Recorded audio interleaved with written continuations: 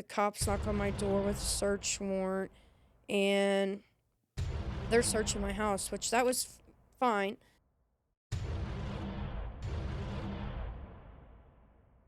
All right. Well, this is my most anticipated episode. This is my mom, Brandy.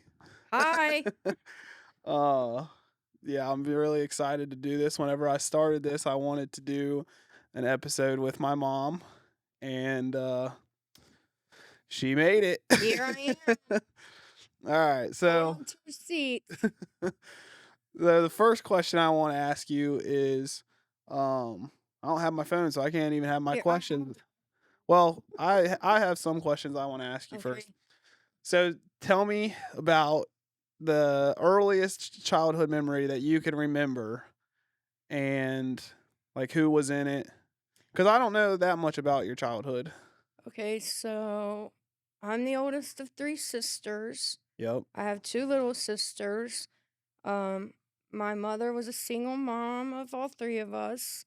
She worked at a place called Colgate in Florence, and she was just strong. Yeah.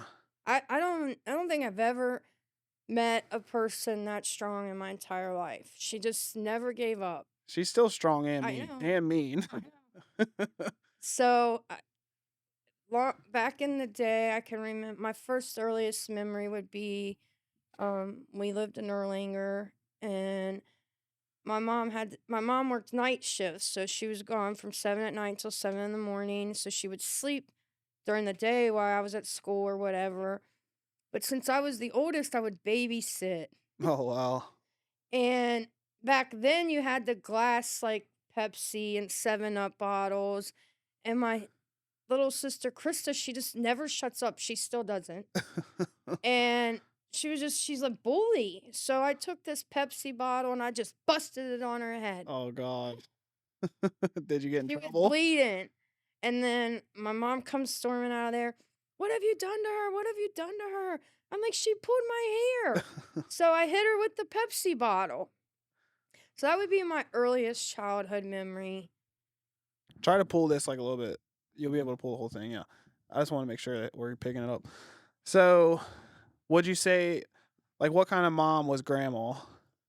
She was fantastic. She still is. Yeah.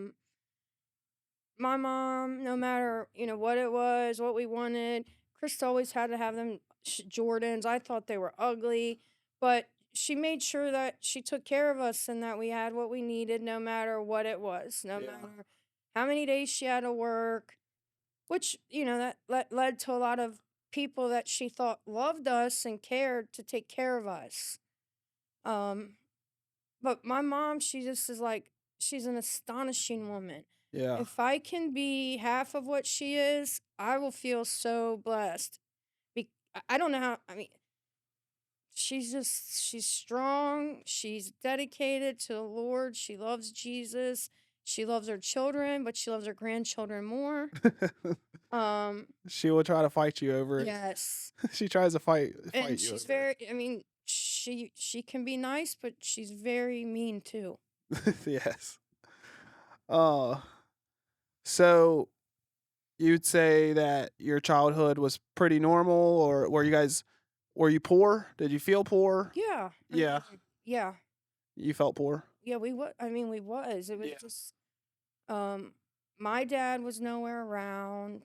Yeah, Um, so did you have any childhood memories with your dad? Did you meet him while or how did that go? okay, so no.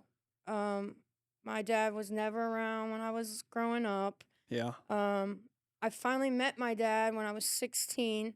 That's the first time you ever met him? First time I ever met him, to my knowledge. Yeah. And it was just like I was pregnant with Logan, so it was like I was emotional. Like I Yeah. didn't know, and he lied all the time. It was just like lie after lie, get your hopes up, leave you hanging. So eventually, I just kind of cut him out. Yeah. Pull that just a little bit closer to you just in case. Yeah.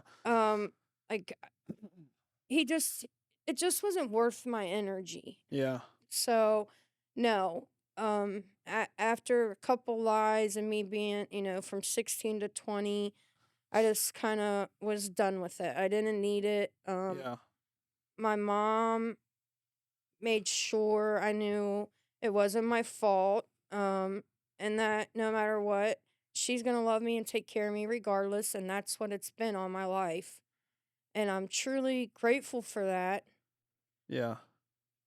But no, he was never around. So Crystal or Lori's dad wasn't around, so it was just you three. Me and my mom and my two sisters, eventually come to find out my sister Krista's dad had like committed suicide, so he wasn't around. Yeah. Um Did she get to see her dad at all, or he was no, also out of the picture? out of the picture. My sister Lori, her dad, he would come and go. My mom would take her to see him and stuff, and he was good to all of us, but Yeah. it was mainly just my mom. Yeah. And that's really all we knew that we needed. What what grade did you go through? So, for the people in Grant County that know, I dropped out needing 2 credits to graduate high school. And I know that sounds so dumb right now, and it was. But I was also a mother. Yeah. I had just became a mother, and that was like it was Yeah, let's talk about that. So you were pregnant with me at 15, had me at 16. Yep. What And what's going through your mind? So you get pregnant and what? well, I was like, okay, at first I was like scared to death Yeah. because I didn't have a clue. Right. I mean, I'm 15. Yep. I'm having a kid at 16. Um, but I will say, shout out to Kevin Willoughby. I thought it was going to be okay. So I felt safe and secure in the situation that I was in. Okay. Um, then I had Logan, and then I went for a 6-week checkup after having Logan to find out I'm pregnant with Dakota. So I'm 16, having a child, and pregnant with another child. Their dad, he was older. He worked with my mother. So things were good at that point in my life. Yeah. Um, But tell me, let's see. First, Kevin was a little on the wild side. yeah, how'd you meet him?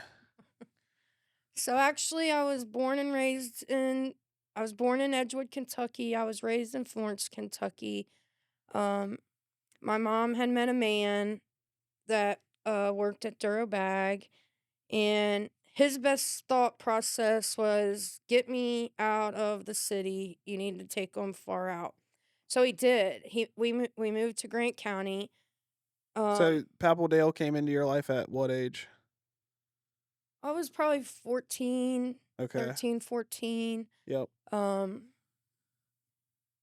And so up here at my age, you ran around with your pants hanging off your butt and, Chicago Bulls and all this Air Forces. Well, in Grant County, nah, bro. No. These girls had on like cowboy boots, tight fitting jeans, flannels, and I'm like, what has happened?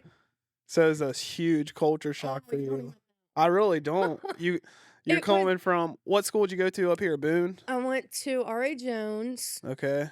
and I went to Arnett Elementary, then R.A. Jones, and I was really intelligent. I skipped from 7th to 9th, from 9th to 11th, and then I had 2 kids. Yeah. So at that point in my life, Kevin just wasn't making enough money. Yeah. And Kevin, at that time in my life, Kevin probably was 21, 20. Yeah. And he was him. Yeah. He was all of it, son. Like, no matter what, I got his back. You ain't telling me nothing. Yeah. Um, We'll let him tell most of his story, but but then it started, so he wasn't making enough money. I was still a minor. yeah. He had some friends and started dealing drugs. To I mean, you want me to be Well, I just don't want to tell his story, so I'm gonna probably cut that out. But I don't, because I think it's his story to tell. but it went bad really Yeah, fast for me. yeah, Um, but by the grace of God, which I didn't know back then, um, my mom and my stepdad had stepped in to help me raise my two kids. All right, so first so a lot of your story and a lot of your life is dictated by addiction. Yep. So let's like what's the first time that you can remember um being like taking a step, like what was the progress of that? How did it start and then where did it get? Okay, so it started when I had Logan and I got prescribed a bunch of pain pills, but I never needed them or took them. So Yeah. these pain pills, I just put them away. Um, Eventually, someone in my family was like, "I need those," and I gave them to him. Um, and I didn't understand, but it was like the doctor just kept giving them to me. Yeah. So eventually, I started taking them at about 20, Yeah. and then by the age of 27, I was addicted in a dark place, wanting to die, Yeah. and angry that God woke me up for So that in the next time day. so at 20 years old you started taking pain pills, which Yep. at the time was what, Oxycontin? Well, back then it was Vicodin, Yeah. um, hydrocodone, which eventually over the years of me being on all these medicine, it progressed to like Yeah. Oxycontin, Xanaxes. I never smoked weed. I didn't ever drink. Right. And I never thought I was addicted because this came from a doctor that, So after a while it just like grabbed hold of you into well, something. after a while, so finally, me and Kevin move out. We get our own place. Um, a lot of stuff happening at my house. My house was like a fast and go, just um and one day after I done sold a whole bottle of these pills, I'm laying in the bed and I'm like sick. Like what is happening to me?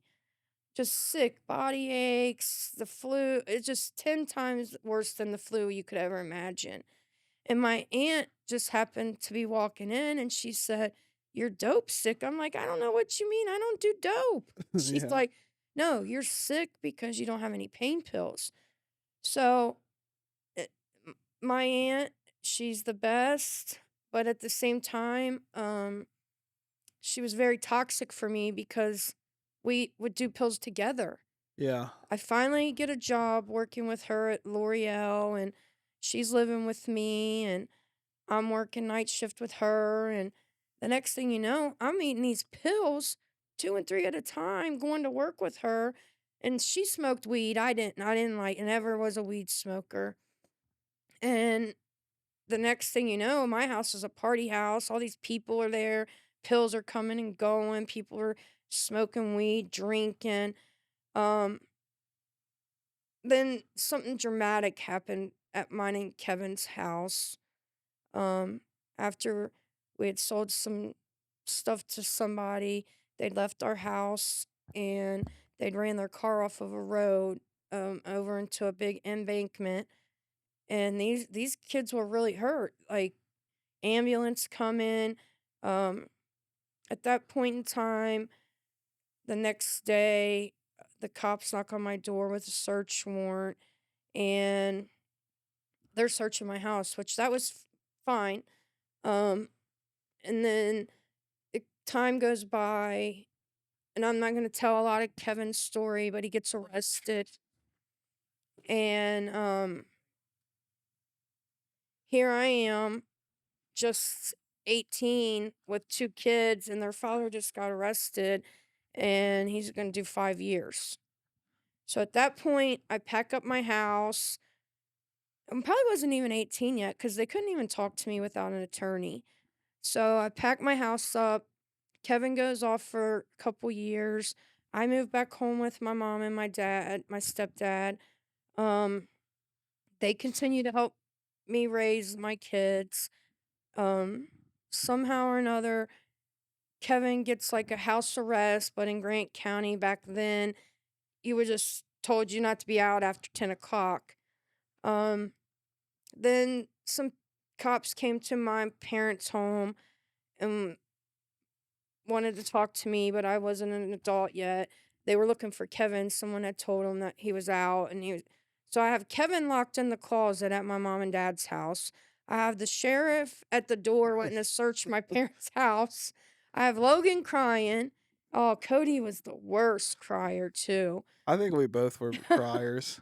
And But from the sounds of it, sounds like we had some crazy I households. mean, my family was all crazy. I don't know where my mom came from. Like, she never smoked a cigarette. She never done drugs. But the Yeah. rest of our family, oh boy, we're all in a house, switching them off, trading them. Just, it was horrible. So tell me about being a mom and dealing with addiction, especially early on, where like you had me, Dakota, Brandon at that point, and this is right before or right when you met Big David. Yep. So you met him, and we were going through the court system. Papel you guys had been going through a custody arrangement where, you know, you were struggling to see that you had an issue, and they were not going to let us go with you guys. That's right. But for a little bit, we did live with you guys, or we would be on long visitations with you. Talk about how much of a struggle it was to balance your priorities, and like what problems or what your priorities felt like at the time, and just be real about I'm it, gonna because this is so mainly I'm doing this for the people out there that are me. yeah, Um, because a lot of people that are don't gonna know there's a different way to live. well, a lot of people are gonna relate to this story and be able to some people are going to be able to see your shoes, and some people are going to be able to see mine, Mhm. dealing with a mom that's an addict. So, I mean, Because that's a good question, because a lot of times kids say, like, why do you do that? Or what is going through your mind that makes you choose this over us? so I don't want to say I chose. I didn't understand at first, like, because in Grant County at my age, this wasn't happening. So It was new. it was The all pain pill epidemic happened came exactly right when you were when doing it. I was in the midst of it. Yeah. So to be a mom of 3 boys, addicted to pain pills, Yep. was a nightmare. Not just for me, mainly for them, but Yeah. for me, Yeah, I'll talk about my side. I just it, I was sick. So if I didn't have these pills, I was sick. So on top of taking care of these kids, I couldn't be sick. So I continued to put these pills before anything. I didn't even know about treatment, didn't know treatment existed. I met another person after me and Kevin had split up, and the pain pill it was just it was horrible. So, my kids got neglected. I stole my parents' security of, is she okay? I stole from them. I, Anything you could do, I've done for that drug to try to think. In my mind, I'm maintaining to be well enough to take care of these kids. Right. But the reality was, I wasn't well enough to take care of them. I shouldn't have, I couldn't have, and I wouldn't because I didn't know. I didn't know. So it got so bad in my addiction that I had stole a prescription pad from a doctor, and I had been writing these prescriptions for like 2 or 3 months. Yeah, right. You're writing your own prescriptions. illegally, Yeah, like that is a signing that them. either took you were completely out of your mind or just a humongous set of balls to just Well, I was probably sick, yeah sick. out of my mind, Yeah, and that was the only yeah, light of day I seen at that moment. yeah, Um, but you always have an enemy. Um, I dropped this prescription off, and at this point, I have a daughter. yep, She was still like maybe 6 months old in like a little carrier seat. And I go in, I walk into this pharmacy, and I'll tell you, I've been to this pharmacy every month. So I was like, no big deal. um, David's sitting out there with my daughter, and they're waiting. And the next thing you know, the door of this pharmacy is getting kicked in by the Northern Kentucky Task Force out of Covington. And I'm down on the ground. They're arresting me. Um, my daughter's in this little car seat screaming. Big David, he's like freaking out. And that's where it gets, real like serious at that point. yeah. So, I get arrested. I get charged with prescription forgery and possession of a forged instrument. They give me 5 years, and this is in Kenton County. Um, and then I couldn't stay sober. I couldn't stay off the pills. So every time I would go report to probation and parole, I'll just tell you, I've never been off parole since I was 18 until April of last year. And it's been a nightmare. But I'd go and I'd report and I'd drop dirty and they'd give me a sanction. I'd get back out. Well, at this time in Kenton County, the first drug court class comes out, and I'm court ordered to that. So I try that, didn't work. I couldn't stay sober. Like I'd done all these 12 steps, I've done everything. So they eventually send me to the first treatment place I'd ever known existed, and I stayed there for over a year with my daughter. Um, Thankfully and gratefully, my parents still had my other children, and I could do it. I stayed sober a year. I could stay sober 2 years. I would do these programs left and right, and I wouldn't make it no more than a year or 2 years. And for anyone that doesn't know, addiction is like that little thing in your head that's just rattling in your cage. And once you let it out, it's out. Yeah. It's going to take a whole crew to get it back in. If you're lucky to make it back in. Right. The people I've lost to overdose is very detrimentally sad to me, but that wasn't enough either. Which is crazy. Uh so basically I'll start my story where your story kind of, my story starts where yours is in the middle of. Uh First of all, my mom's always been my hero for my whole life, and that'll always be that'll never change. Um we've had a crazy relationship because we've been through crazy stuff together that is Insane. is insane. And uh so obviously your earliest memories are about 5 years old.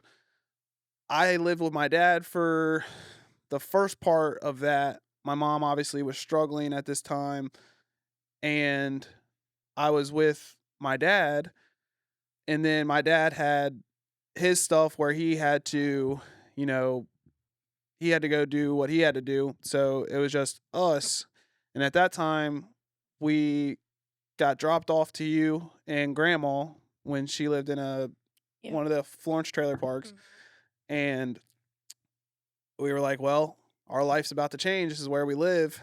And, you know, from there, I didn't know how bad off or what was going on, but I knew that life was shifting in a way because when I came with you guys, I would realize that my mom is sick a lot. And I was like, I didn't understand. I was young. And then I started to piece things together as we would move a lot. We were always being evicted. Uh, our homes were always very nasty. Uh, Torn up. just torn up, and there was no true leadership in the home. It was a place that kind of just, you know, you were sick in the bed a lot of the time when I was growing up. Mm-hmm. Uh, Big David was at work a lot of the time, and when he came home, you know, we had because Big David didn't get caught up in a mess until much later, Mm-hmm. and he was a good role model for me as a young kid. And he was frustrated with you Mm-hmm. because he seen a lot more potential in you, and um, he wanted to pull you out of that hole. And after a while, you kind of both got into points where he would be sucked in at a different time than you were, and it was a back and forth battle. So, I watched you go to prison, and then, we would do the cycle of we would talk while you were in prison, which was Done. well, you Over were it. on a path of becoming sober again. So it was always like the path was I'm done. I miss you guys. When we get out, everything's gonna be fixed, and um, you know, life's gonna be so great. Mm.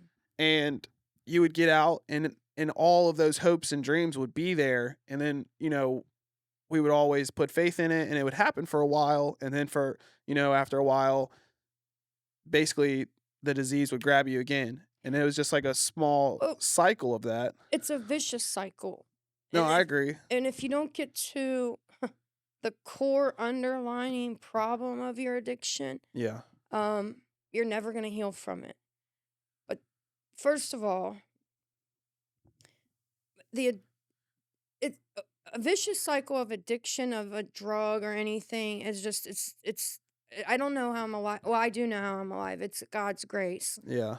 Um, but I'd get sober, and I love this man so much, and he was gonna do so good, and then I'd let myself go back into that cycle. Well, I'd be home for like 30 days, 60 days, and that cycle would end back up in pain pills, me fist fighting him fist fighting me, my kids screaming.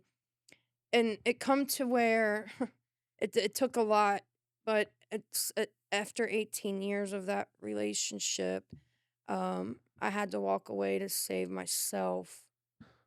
And Well, after that, yeah, let me finish mine, and then we'll get to that part of it. But so basically, after that, we, you know, we start getting older, and we see this process going through the motions, and after a while I kind of got used to it, and it was hard for me to have faith in you, especially as like my turning 12 or absolutely. 13.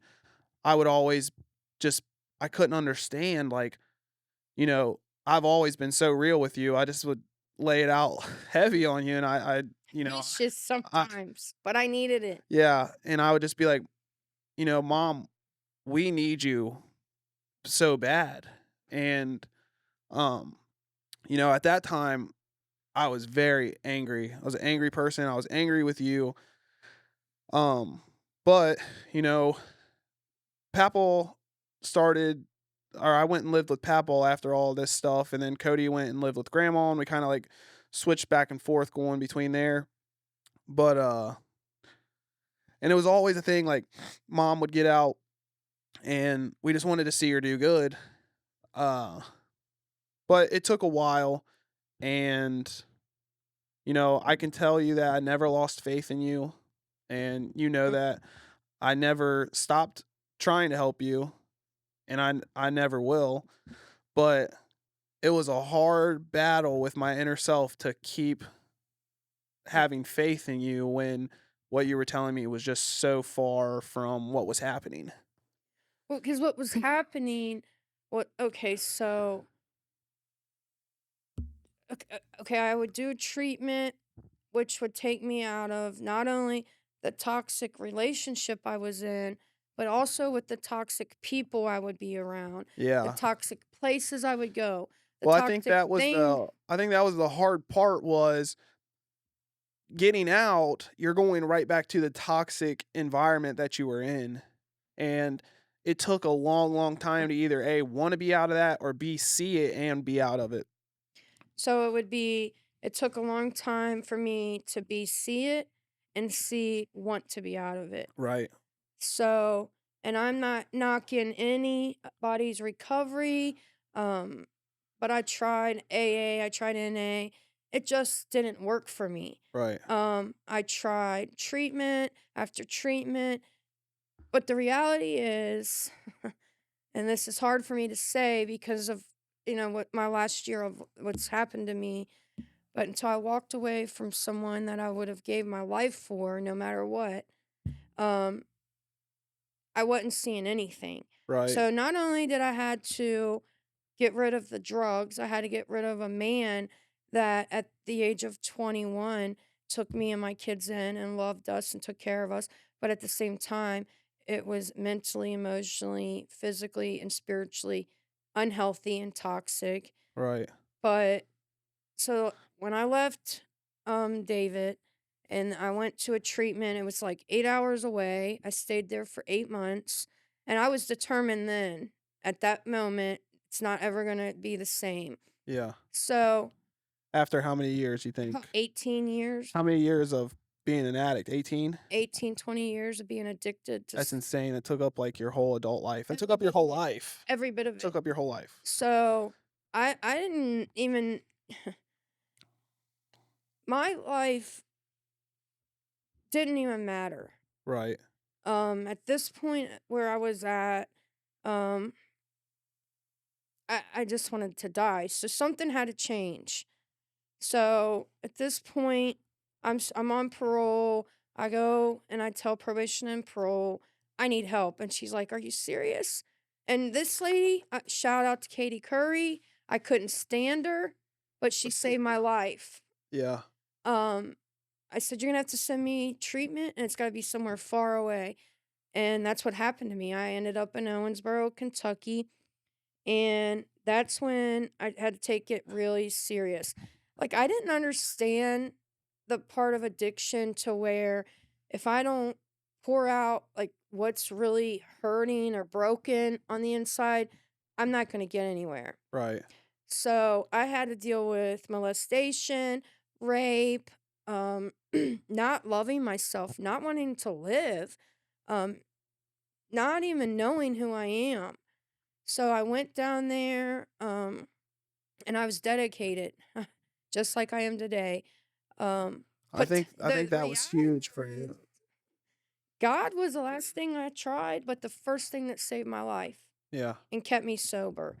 On top of, a good church family, people praying for me, um, putting the 12 steps into my life with a godly life. The hardest thing for me in Owensboro was grieving the drug I could never have again. Not only did I have to grieve that, but I had to grieve that lifestyle. It was hard for me to cut off the people that I thought loved me, Yeah. that I took charges for. That was the hardest part for me. So once I got out of Owensboro, I moved. I just stayed in church, and that's what I did for like a year, 2 years. I actually was sober 5 years then. Um, and for most people that are addicted, they don't know you have to get out of your own way. And for me, it has to be God to help me. Well, Um, once you got out of there, then th- you I started seeing well what was happening. well what happened, yeah, a lot of life came at you quick, like, oh my gosh, like Yeah. everything felt so clear, but then you got a job, Yep. then you got a car, Yep. then you got a place, Yep. and you were frustrated with people, especially me, because Mhm. I would say, you need to take this in baby steps and you're taking it in giant steps and you bit off a lot more than you could chew at one time. Mhm. And those stressors led you back to Yep. a relapse at a time that was like, man, we thought the nightmare was over. And it just quickly grabbed you like that. Within 48 hours, Yeah. I destroyed my whole life. And I pulled up, I remember pulling up and I knew something was up because when I pulled up, you just sped away from me. So I was chasing you I know. and I was like, well, we're going to get to the And bottom most of of it's this. funny stuff, but I've done shed so many Yeah. tears. Um, Okay. But after that, you know, it's back to the same journey and it's back to, you thank know, God it was only like 5 months that yeah, time. yeah. And Um, then the biggest battle that we've ever had to face ever is uh I get a call from Brittany that, and I'll never forget the way that she was screaming on the phone to me that our youngest brother, little David, and her dad David had both passed away in an accident. Um and hmm, I just remember I'll never forget it. I was sitting at Twin Peaks and Cody's just reading my face and he's like, "What's going on?" And I told him. So the first thing I had to do was find you. So I came straight to where you were at in Dry Ridge and I picked you up and we went to grandma's and from 3 o'clock in the afternoon till 10 o'clock at night we just cried together. so, most people have one bad thing they have to deal with in life, Yeah. hopefully, by the grace of God. But it just, I don't know if God, so God must think I'm so strong because at the time, and thankfully, um, I had just made amends with my son. Um, because I don't know where I would be right now if it would have been on bad terms. Um, but the last thing I could think, I never thought of using. Um, so I wake up every day and I fight two battles. I fight to stay sober and I fight to make sure I stay strong for my kids and my grandson. Um, and it's hard. It's Well, for people that have lost somebody, and especially when you lose someone before you're supposed to, and no one can understand what you go through except you, especially in the early days and in even until now where you still probably think about it every single day. What goes through your mind to help you stay strong and understand that uh they would want you to be strong and be the person that they wish they could have had from you for longer. well, what what what keeps me going is okay. So Logan and the rest of my kids know. I stay into my faith because if my faith gets weak, then I become weak. Yeah. So, um, by the grace of God, I had amazing church family, pastors, um, and to this day, I have these people because to this day, it's still one of the hardest things I've had to deal with. To deal with that, not only did I lose my son, my baby, I lost a man I was with for 18 years, which is my daughter's father. So now my daughter lost her brother and her father. And the last thing she needs to do is worry about where her mother is at this time. So, everybody was like worried that I'm going to use and all that. I did the complete opposite. I turned that crap all the way around and I turned to my Bible. I stayed in church, which I still do to this day. Yep. I wish I would have known as much about God back then when my kids were little as I do now. Yeah, but Be- you do now. and I feed it to my grandson and he loves Jesus and that's the most important thing in the world to me because I feel like maybe if I'd have known more about Jesus when I was younger, things would have went differently. Yeah. But I also have to look at it as it's a divine revolution for me because now not only do I stand strong in my faith, I stand strong and firm. how I'm going to live, the Yep. way I'm going to live with my grandson and my children. That's something that's important. The one thing I wish I would have known was to be present and to live in the moment like I do now. Um, I know the last thing my son, or any of my sons, but my son would want was for me to use. Um, Yep.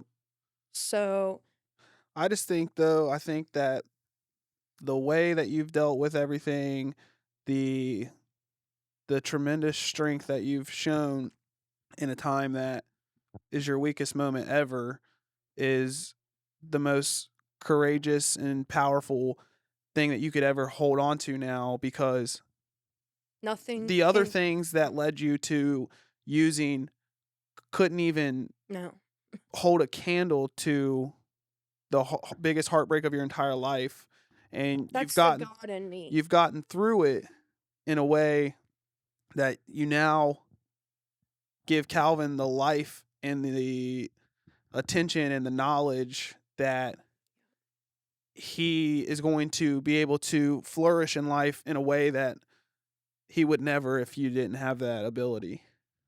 And watching him grow and be such a direct mirror image of his dad, but also, you know, such a smart, kind, intelligent kid that it's just mind blowing to see what a 7-year-old can retain and use. Yes.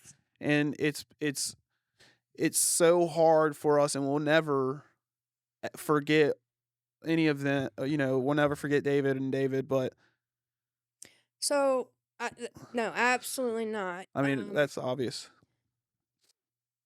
But to see Calvin, which is my son's son, he takes in all this information.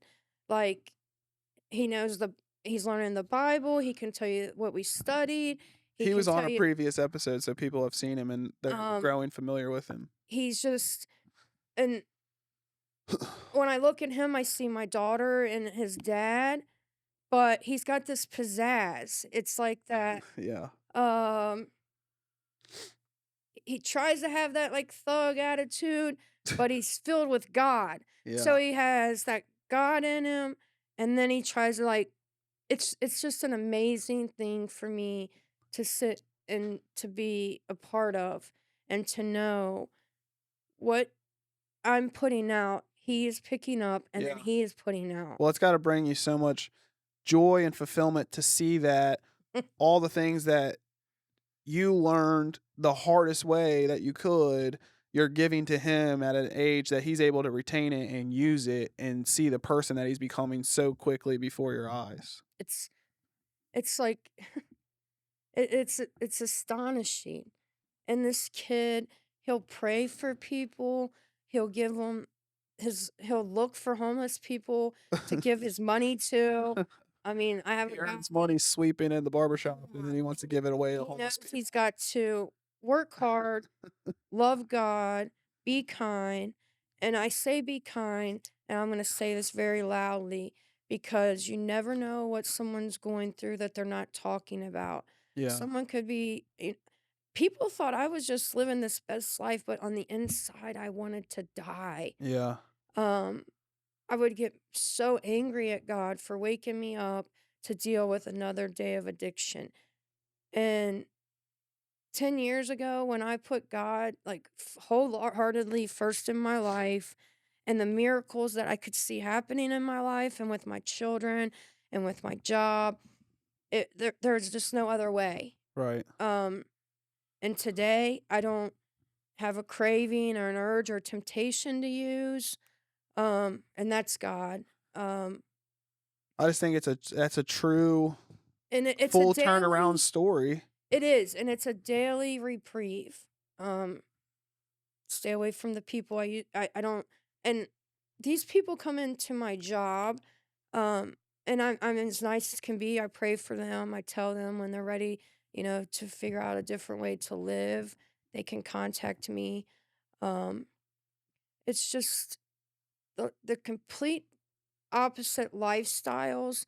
I never would have thought, well, I never did think, and Logan's 30 years old, that, putting God into our home and our hearts would change a home so tremendously, and it does. Um, and when you turn into the Word of God, it gives you answers. Like, people are like, "Aren't you angry at God? He just took your baby." I'm like, well, because if I get angry, it'll be a bad situation for me. So God gave me something special, and He needed it back, and He was extra special. And you have to mourn to get to it's a season, Yeah. and there's a reason.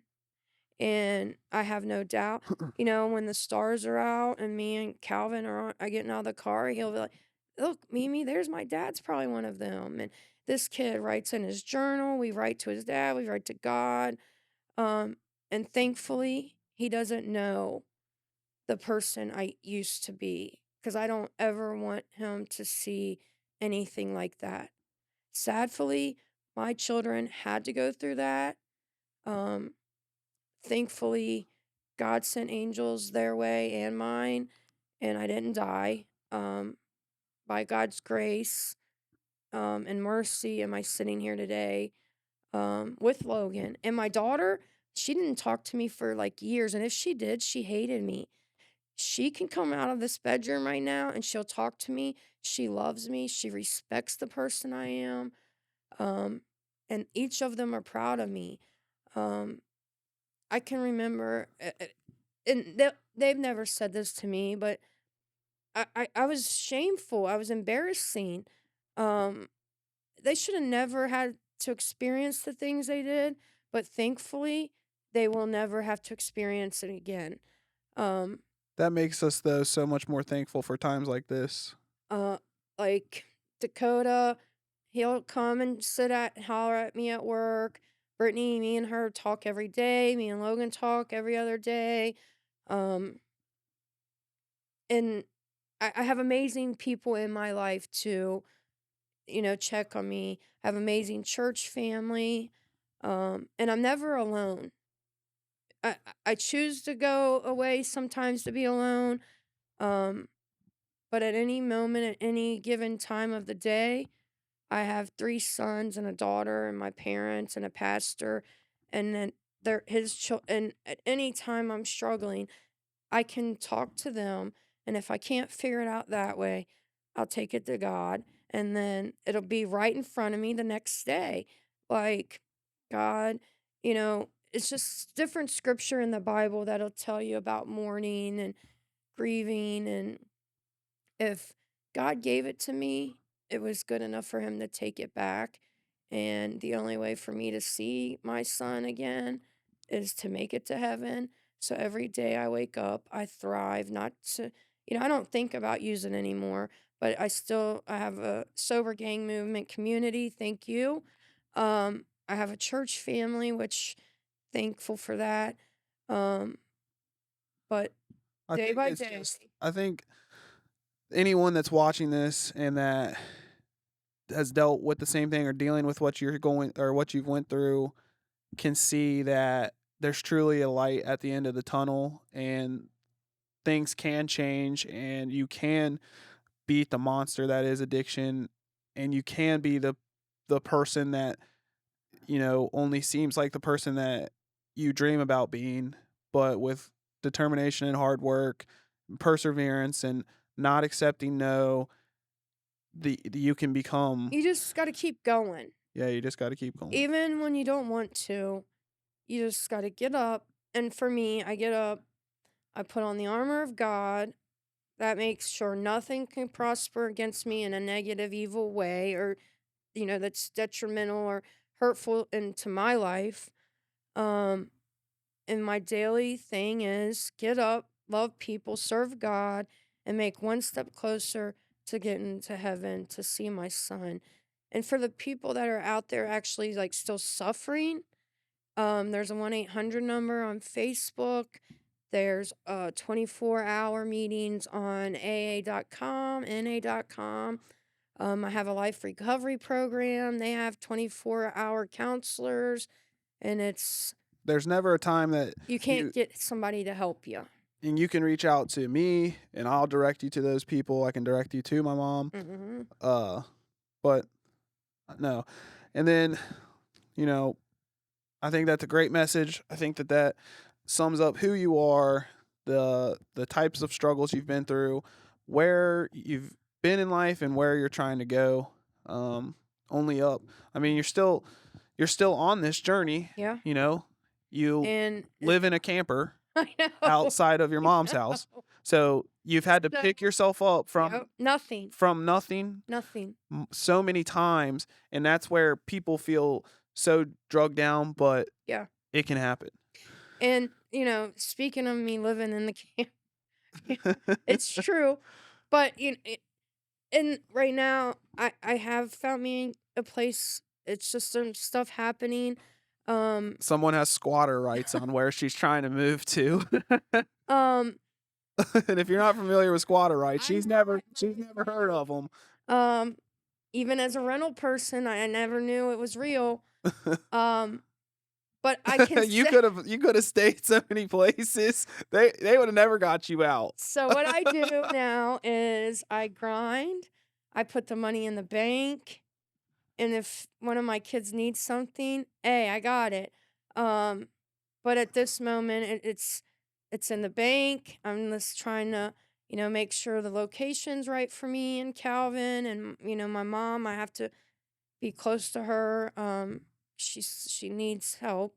But just to see me get up people at work are like, man, if I'd have been through what you've been through, I don't think I'd get off the couch. I would be like a slush. So many drunk. people would accept that. But I'm not accepting that. Like, no, I need more. My kids need more. And most importantly, my grandson needs more. And hey, I'm taking Calvin to Florida this year. He's gonna be so hyped about that. At the beach. Who thought I'd ever do that?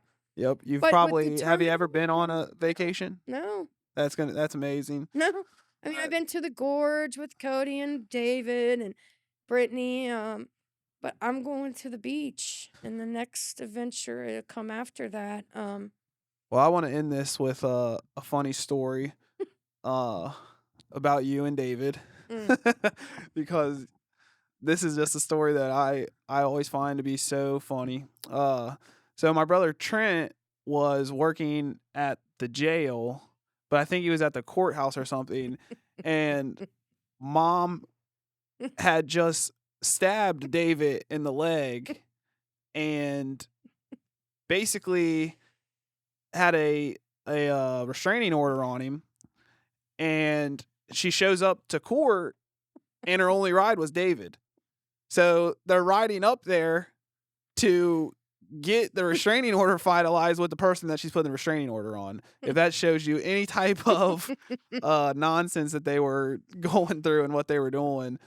And Trent finds that to be the funniest story about you. I called a couple people and asked about what stories I should tell, and that was like number 1 on Trent's list, so I had to say that. Okay. So that's a good one. Nothing like, your stepson sitting there while you're, getting ready to be arrested for being with the guy you stabbed. How many times, I just need to know that you think that you've been arrested? Because I've looked it up, and it would probably shock you. No. So let's just clarify something. I've been arrested. I couldn't I'd tell say you. I'm not even kidding, probably over 100 times. But It's stupid because they arrest you and then you just get detox and then throw to the street. 4 charges, 4 different cases. Yeah. But technically, I've been arrested probably 115 times due to not being able to stay sober and doing the next right thing for probation and parole. So now she's like, I'm her poster child. I'm getting ready to go into jail and minister.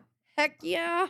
Yeah, that's pretty wild. They're gonna let you walk into the jail and walk back out, Wow. and you're giving advice. With a Bible. Oh, that's gonna be Hallelujah. that's crazy to me. Thank you, Jesus. But I mean, if you have no other things that you want to say, I feel like we've touched on a good bit here. Yeah. You know, you guys can join me at Corinth Shiloh Church. We have a Bible study. We have a worship meeting on Saturdays at 7, a Bible study on Thursdays at 7. Churches at Sunday at 11 and 6. I mean, there's some big stuff getting ready to happen there. Some Celebrate Recovery getting ready to come to you there.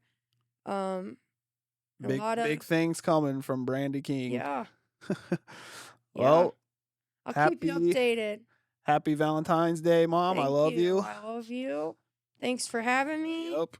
And hopefully this story helps somebody. I pray it does. I couldn't see it not. No.